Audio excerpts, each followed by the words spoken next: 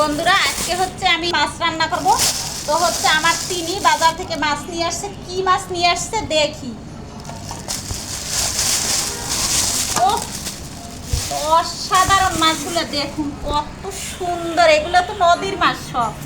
এই যে বায়লা, বায়লা মাছ আসলে দেখা খুব মুশকিল। ছোটবেলা কত বড় বড় বায়লা মাছ দেখতাম।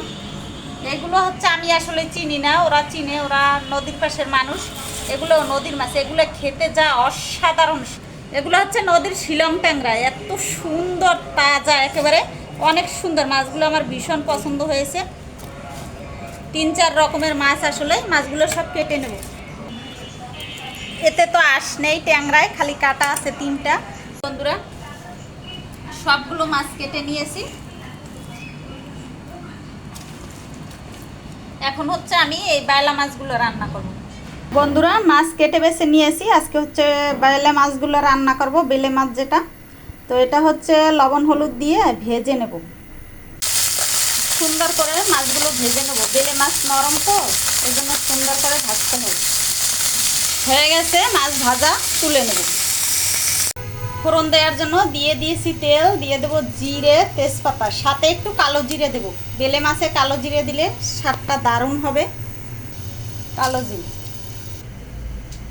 টমেটো বাটা, আমি ব্যাটার করে নেব, এটা আজকে ভেজে নেব না। আদা, জিরে, কাঁচা জিরে বাটা, এটা একটু জল দিয়ে, মশলার জল দিয়ে ব্যাটার করে নেব। হলুদ গুঁড়ো, মরিচ গুঁড়ো 1/2 চামচ পরিমাণ, কাশ্মীরি মরিচ গুঁড়ো 1/2 চামচ পরিমাণ দিয়ে মিক্সড করে নেব সুন্দর করে। তেল গরম হয়ে গেছে, ব্যাটারটা তেলের মধ্যে দিয়ে দেব।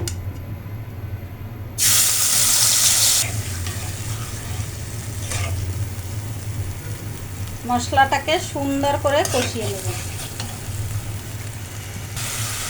মশলাটা কষানো হয়ে গেছে, তেল ডিসচার্জ হয়ে গেছে।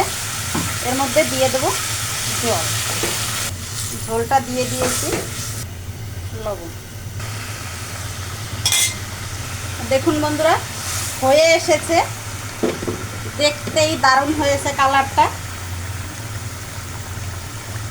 দিয়ে দেবো জিরে, ধনে, গরম মশলা গুঁড়ো সামান্য পরিমাণ, মাছও তো সামান্য।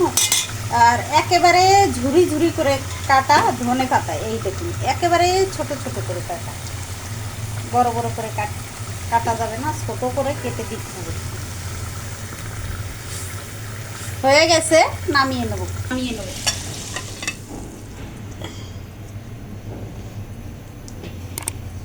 বাবা